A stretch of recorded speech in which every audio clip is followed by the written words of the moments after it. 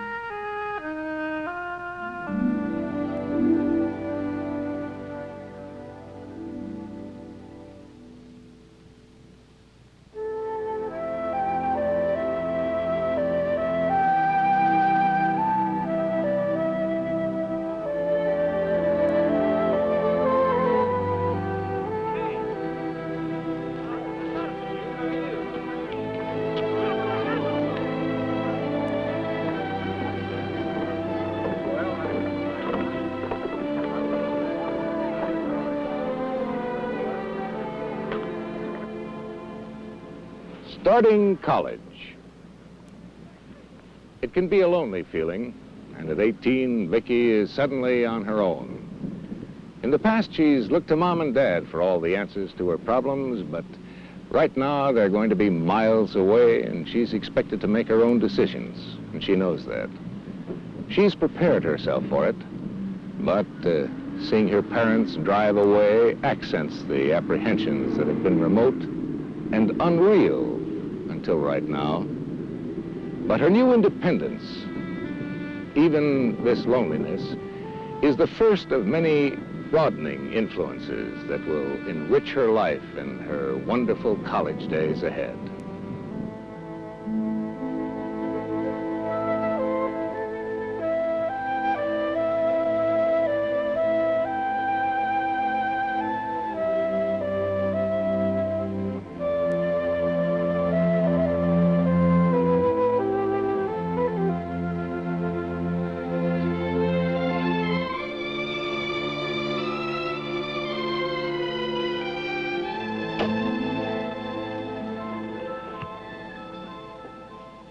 You must be Vicki.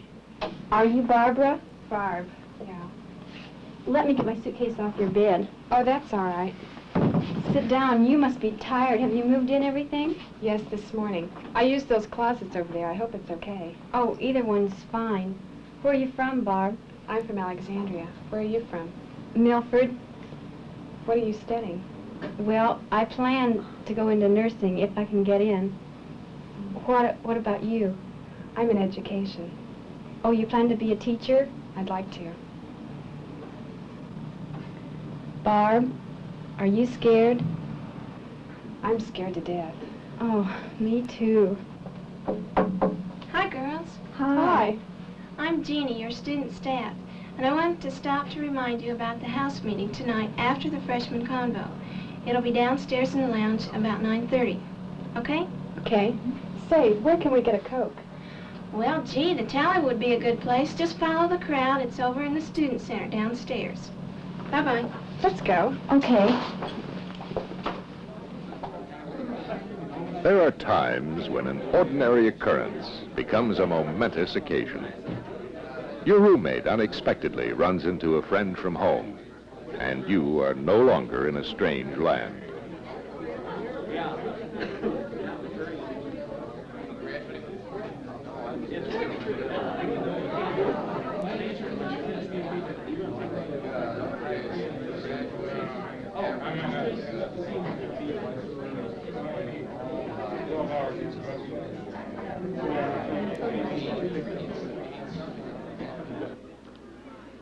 Already Vicky's outlook is brightened. She has 4 friends.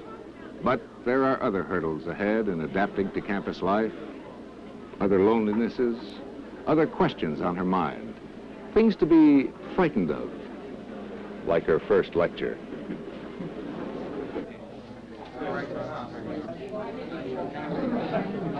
Will she be able to learn a foreign language at the speed expected of her in college? Will she be able to understand a college professor? Or will she just sit there, lost, without even knowing what to write in her notebook?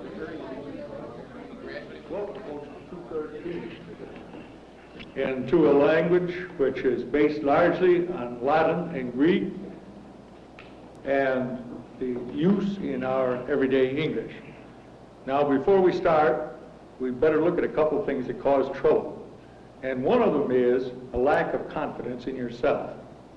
If you've ever studied for a long time and you've had a roommate who comes in taking the same course and he looks through his textbook and it takes no time at all. He wants to go down. Let's go see a picture. So in order not to appear stupid, you go along with him. But the next day, when the quiz comes off, you find that you get a D and your roommate has an A. And you say, look, I'm Joe. My father and mother are wasting money. I should never have come to college. I can't do it. I'm going to pack and go home. This isn't the problem at all. Just like 2 fellows who go out for the football team. And one of them is a big fellow, 6'7". He weighs 302 pounds. He's built like iron. He's worked all his life in the steel mills in Pennsylvania. You hit him. Ha! He says, come on, fellas, let's play now. Right with him, trying out for the same squad, is a chap who's 135 pounds and about 5'4". It looks as if a strong wind would blow him right across the street.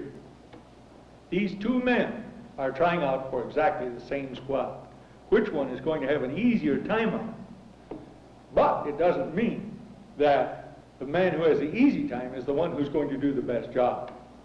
The best job is done by the person who takes whatever he's got and works most carefully with that, realizing his shortcomings. And now, if you will turn to page 54 in your textbooks, we can see an illustration of this right with the work that we're doing. Fears of the unknown fade into the background as the new student is swept into the fast and often rigorous routine of college life. Concern for the future is concentrated upon learning.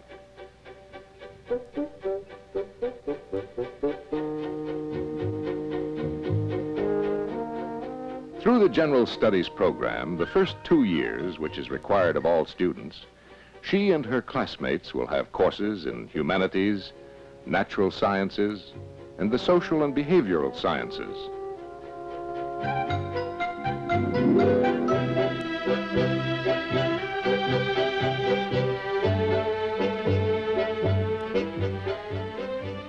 General education is their preparation for more specialized programs ahead. All of the resources of the university are at their command as they progress toward more specific fields of study.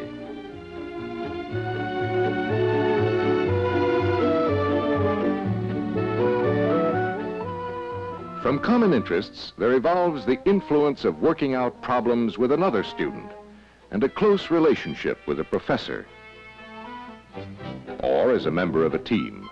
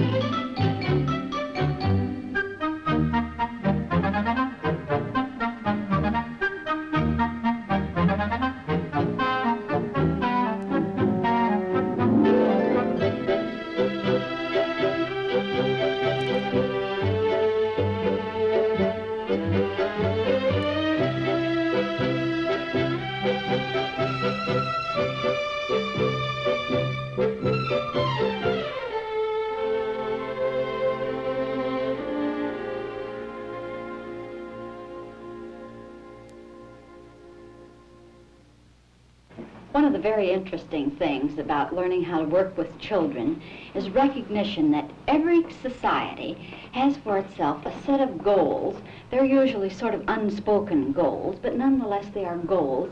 And these goals tend to produce a basic personality type. We say the adults in our society must be able to get along well with others. So this is an important goal. We value this in our society. So when our children are very, very young, we start teaching them to play with others. We send them to nursery school. In kindergarten, we mark plays well with others. We really work at this. As a matter of fact, I guess I would have an example of evidence of togetherness, and so would every other adult, by being able to exhibit a whole group of membership cards. I guess even the family picture would be evidence that we like to be around other people. But As the days become months, the months become years, a student finds that knowledge demands an appreciation of thinking independently, but working with others who are contributing their ideas to society.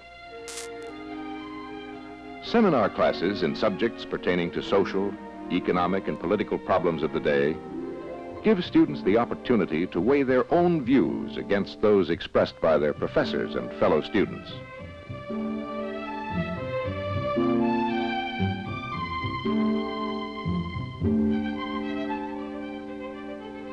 In advanced classes, like student teaching, the ability to transfer the skills of learning to others is put to a practical test.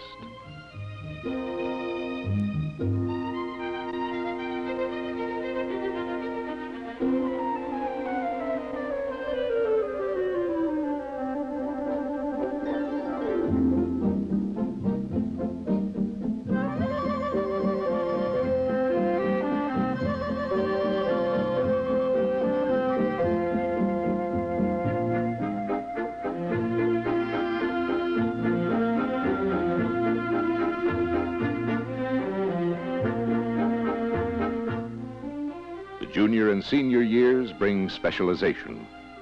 Lessons gained in the classroom are now placed in the perspective of professional application.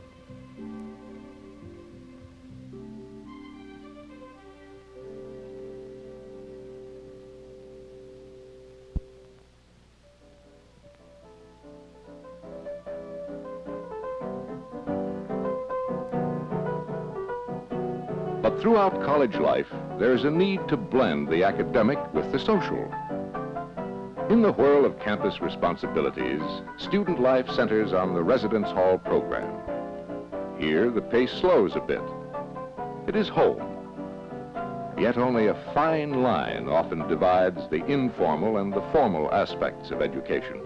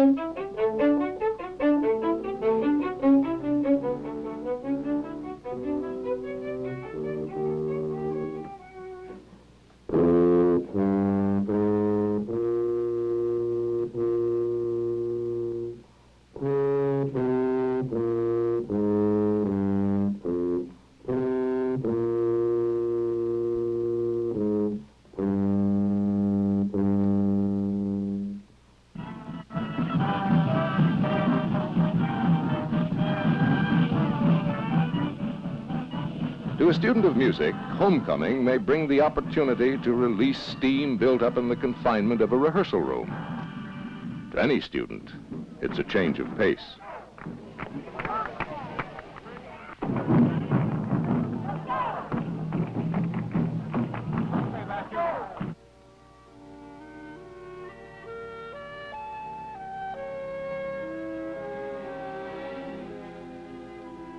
And to alumni, homecoming is a return to the pace remembered with affection. It's a weekend that spans the years, an important chapter in American college folklore, and vivid evidence that the university's influences have lasting roots.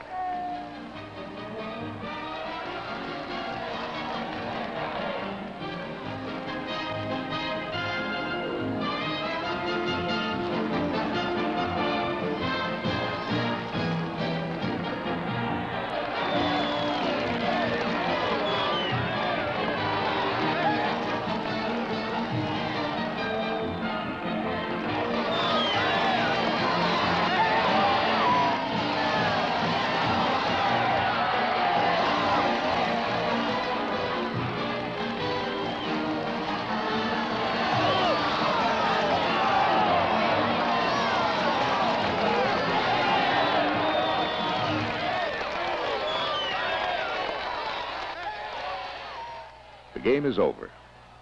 And now it's time to walk down familiar streets, visit familiar landmarks, and dissolve once again into the campus scene.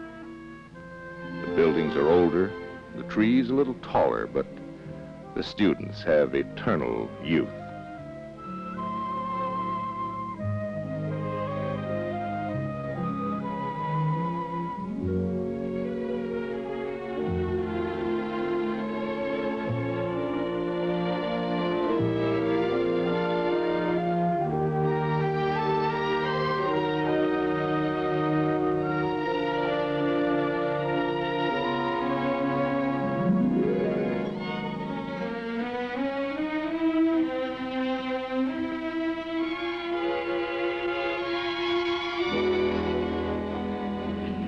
Well, that's one of the traditions of this spot.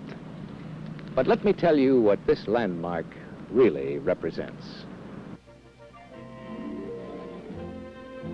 In the early part of the century, when higher education was struggling for financial resources, the five Ball brothers of Muncie, Indiana, donated land and buildings to the state of Indiana to assure the continuation of college opportunities in the city. The statue, Beneficence, which has become a landmark of Ball State University, was created as a civic memorial to the Ball family and to the generosity of all alumni and friends who contribute to the university's development. From a small college serving students in the Muncie area, Ball State has expanded into a major university, responding to explosive changes throughout the world. Today's students seeking a bachelor's degree, a master's degree, or a doctorate at Ball State will find a modern and beautiful campus, but not a comfortable isolation from life. He will become involved in important issues as well as advanced technology. The modern tools of education are his to use. Meaningful research at the graduate level or through undergraduate honors programs adds to the technical knowledge of mankind.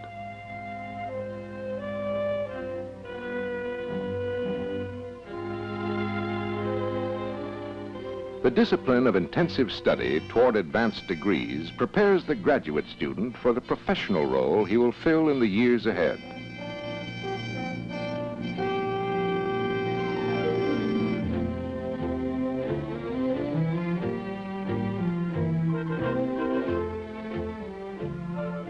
stabilizing influence of religious life exists through student organizations and community churches.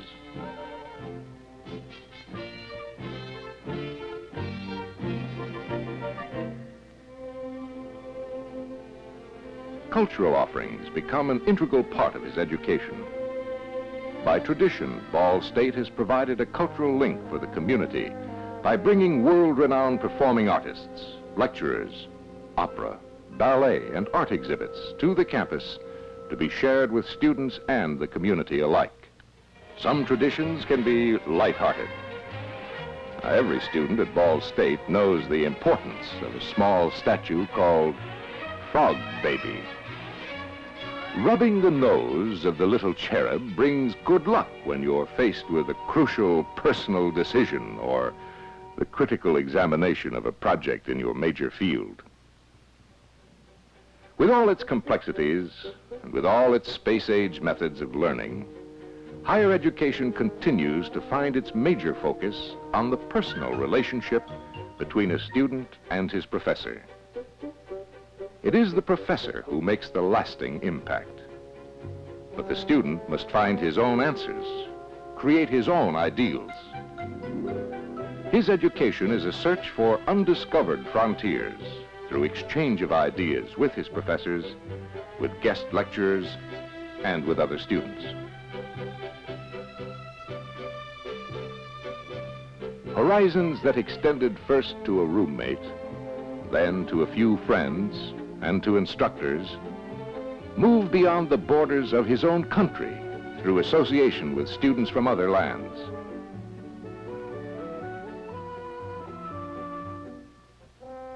Suddenly, the student who is happy to find just one person she knew from home is helping a prospective student and his parents become familiar with Ball State University at a summer orientation program.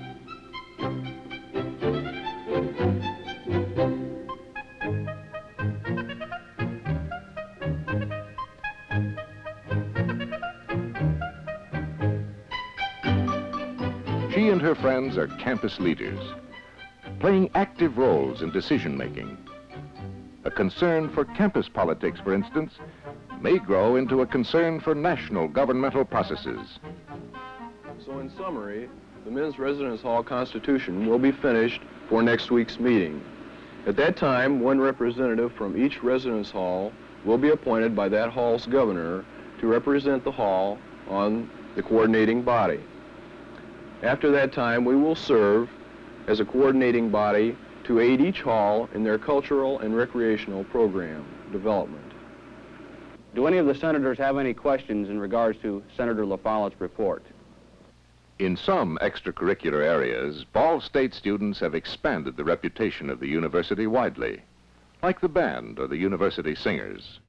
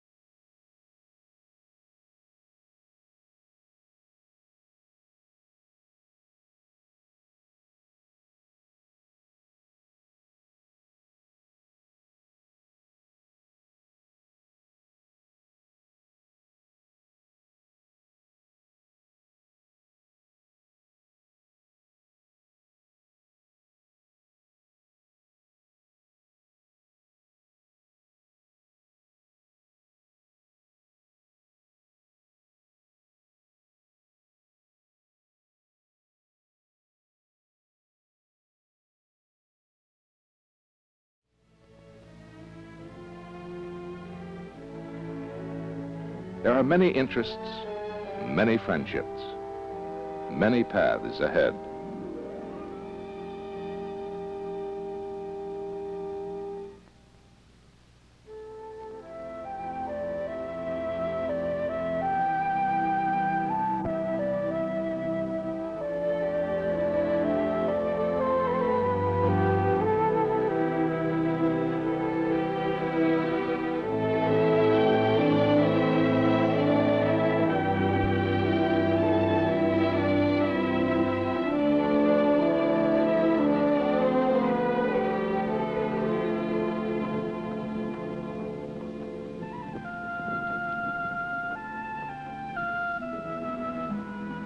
And so it goes. The educational cycle continues. There are new goals, new friends, new ideas, new horizons, each seemingly more important than the last.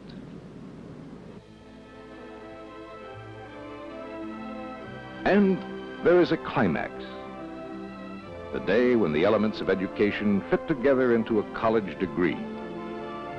But even graduation, the day that seemed only yesterday to be an eternity away, suddenly becomes another beginning. If the university has accomplished its task, there will be no ending.